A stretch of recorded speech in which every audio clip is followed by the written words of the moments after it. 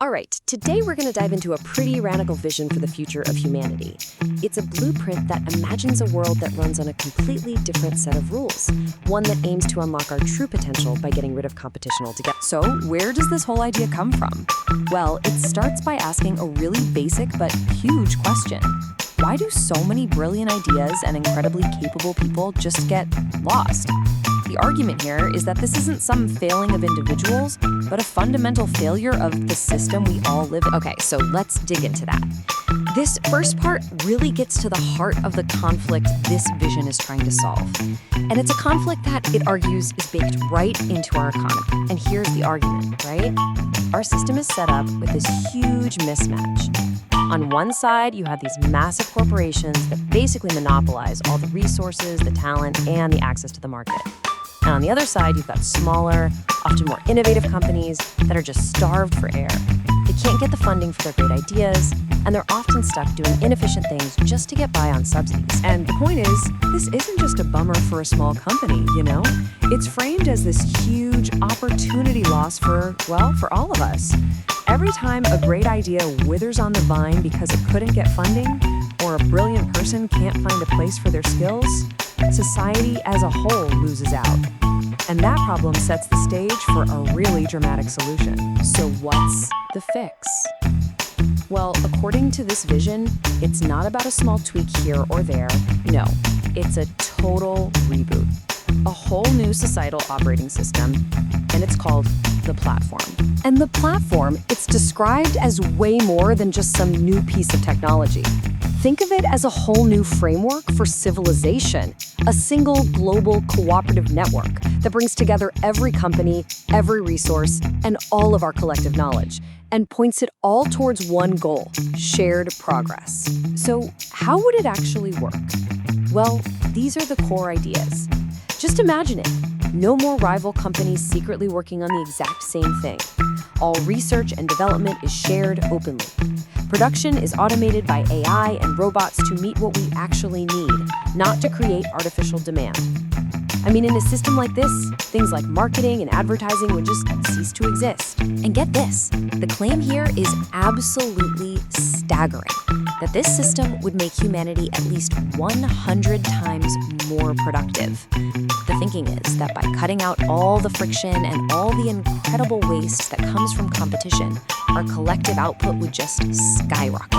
And this quote from the source really nails the ultimate economic goal: a world where fighting over resources is something you read about in history books, where the whole engine of society is running for the good of everyone, not the profit of a few.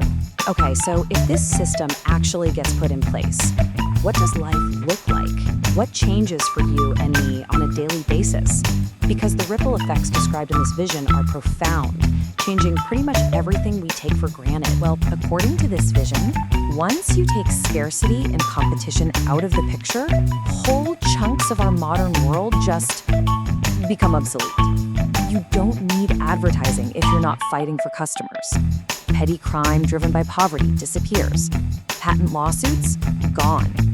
And then there are the big ones. Social welfare and even charity would become totally unnecessary. Yeah, that's a pretty bold statement, right? Charity becomes unnecessary. But it's totally central to this whole idea. The logic goes like this. If the system itself is designed from the ground up to provide everyone with everything they need, food, housing, healthcare, education, then you don't need a separate safety net to catch people.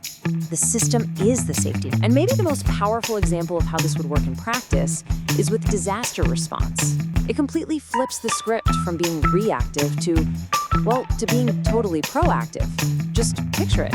A massive hurricane is forecast to make landfall in a coastal area in, say, 2 weeks. Because of detailed hazard maps and the platform's, just insane production capacity, entire communities get moved before a single drop of rain falls.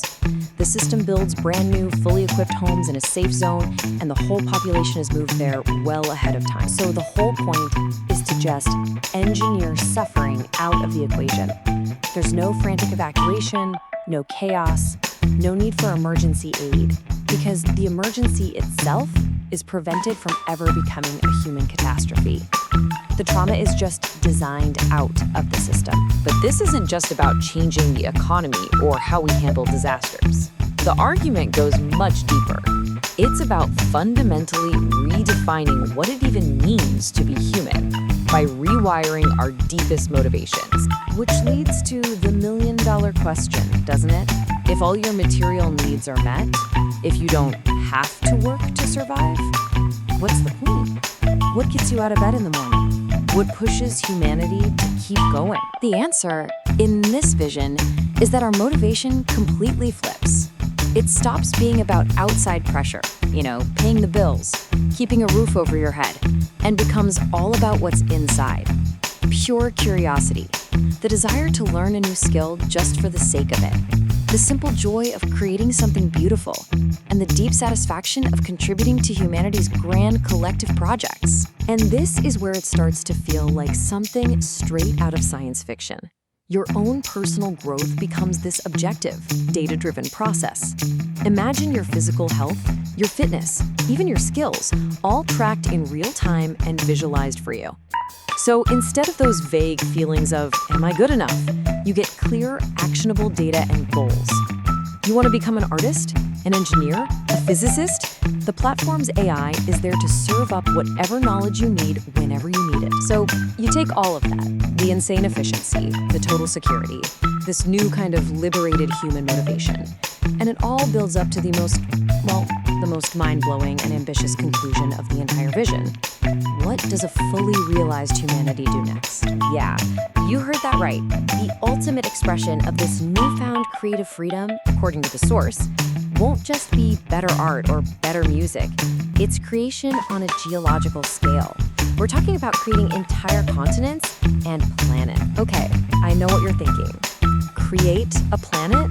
Where on Earth or off it does the energy for that even come from? It sounds impossible, but the source material actually offers a pretty fascinating theory for this very problem. So instead of the Big Bang model, this one massive violent explosion from a single point, this vision uses a totally different analogy from biology, a seed. Think about it. A tiny seed has almost no energy in it, but it holds the blueprint. It knows how to pull all the energy it needs from the vast space around it to grow into something huge. And that, it suggests, is how you could grow a planet.